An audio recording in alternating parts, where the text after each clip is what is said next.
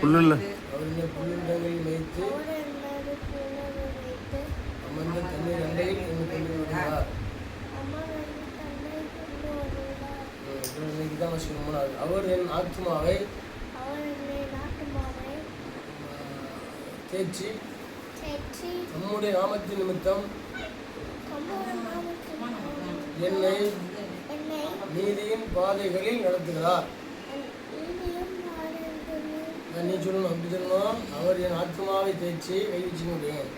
அவர் ஆத்மாவை தேய்ச்சி நம்முடைய நாமத்தின் நிமித்தம் என்னை நீதியின் பாதைகளில் நடத்துகிறார். ஆமென். ஆமென். அல்லேலூயா.